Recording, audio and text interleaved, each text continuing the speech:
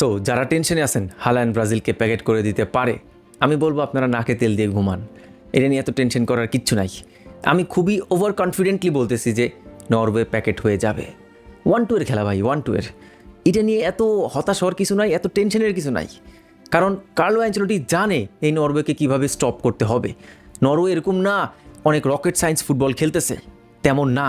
তাদের পুরো খেলাটাই বেস করে শুধু মাত্র 1 নম্বর প্লেয়ার ওডিগার্ড দ্য ক্রিয়েটার, 2 নম্বর প্লেয়ার হাল্যান্ড দ্য ফিনিশার। আর এই ওডিগার্ডকে শুধুমাত্র প্যাকেট করতে পারলে 80% খেলা ব্রাজিলের ফেভারে, নাথিং মোর। কোনো ঘটনাই না।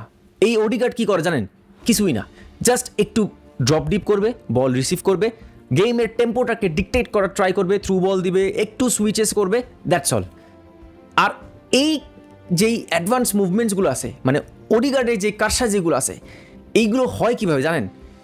তাদের যে 2টা মিডফিল্ডার আছে, একটা বার্গি একটা বার্ক, এদের কাজই হলো অ্যাগ্রেসিভ প্রেসিং আর মিডফিল্ডে ডুয়েলস উইন করা। আর সবচেয়ে ইম্পর্টেন্ট অ্যান্ড প্রাইম কাজ কি জানেন?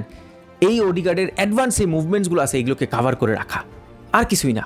তো এইটা কার্লো অ্যাঞ্চেলোটি তো 20 বছর আগে থেকে এইসব প্যাকেট করে আসতেছে। 1-2 খেলা। আমি ওভার কনফিডেন্টলি বলতেছি, আমি বারবার বলতেছি, যাই হোক ব্রাজিল মানিজ্যত না ডুবাইলেই হয়, কিন্তু আশা করি ডুবাবে না। এই যে ওডিগার্ড ক্রিয়েট করে বলটা, তারপর হাল্যান্ড এটাকে ফিনিশ করে।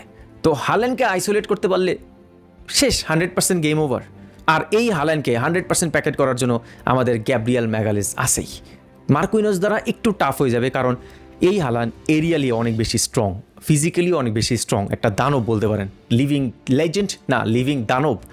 সো গ্যাব্রিয়েল পারবে, অনায়াসে পারবে। এখন প্রবলেমটা কি? এরা মিডফিল্ড ধরে খেলে। সো ব্রাজিলকে কী করতে হবে? মিড ব্লক করতে হবে। তো মিড ব্লক করার জন্য ওই যে মার্টিনেলি সেকেন্ড স্ট্রাইকার দিয়ে খেলাই দিবে, এইসব ফন্দি চলবে না। তখন কি করতে হবে? আমাদের হয় এডারসন, না হলে ড্যানিলো, এদেরকে মিডফিল্ডে নিয়ে আসতে হবে along with Casemiro and Guimarães. So আমরা কি জানি, ব্রাজিল যখন উইথ দ্য বল হয়, গিমারেস তখন একটা অ্যাটাকিং বক্স টু বক্স দানব হয়ে যায়। তার যে মুভমেন্টসগুলো আছে সেগুলো কিন্তু খুবই ব্রাজিলকে হেল্প করে অ্যাটাকিং থার্ডে ভালো একটা কম্পোজার প্লাস থ্রেট ক্রিয়েট করার। আর এই টাইমে ক্যাসেমিরো কী করে? একটা পারফেক্ট পিভেটের রোল প্লে করতেছে। কিন্তু তার সাথে আমাদের এমন একটা মিডফিল্ডার দরকার যে বক্স টু বক্স খেলতে পারবে আর মিডফিল্ডে একটা ব্যালেন্স আনতে পারবে। সো এইটা ড্যানিলো অথবা এডারসন খুবই ভালোভাবে প্লে করতে পারবে। কারণ নরওয়ে কী করে জানেন? অফ দ্য বল 4-5-1 ফরমেশনে চলে যায় বলতে গেলে। তারা খুবই কম্প্যাক্ট মিডফিল্ডে গেমটাকে রাখার ট্রাই করে, যেন আপনি মিডফিল্ডে ঢুকতে না পারেন। আপনি ওয়াইড অ্যাঙ্গেলসগুলো ইউজ করেন, ওয়াইড যেই ফ্ল্যাঙ্কসগুলো ইউজ করেন, এটা নিয়ে তাদের এতটা যায় আসে না।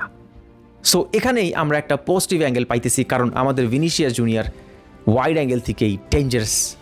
কিন্তু আমি আরেকটা জিনিস চাই আর একটু মোর ডিসাইসিভ হওয়ার জন্য, সেটা হলো ডগলাস স্যান্টোস, সে যদি একটু ওভারল্যাপ করে ভিনিসিয়াসের সাথে কম্বাইন করে ওভারল্যাপ যদি করতে পারে, তাহলে আরও ডিসাইসিভ অ্যাটাকিং থ্রেট ক্রিয়েট করতে পারবো আমরা সেই লেফট উইং থেকে। আর রাইট উইং থেকে রায়ান একাই 100 আমি মনে করতেছি। আমি মনেই করি নাই যে এই মানুষটা এতটা কেপেবল হবে, ব্রাজিল স্কোয়াডে এতটা বেশি ইম্পর্টেন্ট হবে। সো এই নরওয়েকে আটকানো তেমন একটা রকেট সায়েন্স ব্যাপার হবে না। একটু খালি ব্যাপারটা মাথায় রাখতে হবে যে তারা খুব ডিরেক্ট ভার্টিক্যাল ট্রানজিশনস, ভার্টিক্যাল অ্যাটাকে বিশ্বাসী। তারা এমন না যে 10টা চান্স ক্রিয়েট করবে, তারা একটা চান্স ক্রিয়েট করবে। আর হাল্যান্ডের ফিনিশিং আমরা জানি খুবই ক্লিনিক্যাল। এই বান্দা একটা চান্সে একটাই গোল ঢুকায় দেওয়ার অ্যাবিলিটি রাখে। এইটাকে জাস্ট খালি একটু আটকাইতে হবে, এই ফার্স্ট ট্রানজিশনটা, দ্যাটস ইট। আর কার্লো অ্যাঞ্চেলোটি তো বলছেই, নেইমারকে সে প্রিজার্ভ করে রাখছে অ্যাপ্রোপ্রিয়েট টাইমে, নেইমারকে ভালোভাবে ইউটিলাইজ করানোর জন্য, সেটা মোস্টলি পেনাল্টি। আমি চাই না নরওয়ের ম্যাচটা পেনাল্টিতে আমরা নিয়ে যাই, কারণ we deserve to win within the 90 minute game.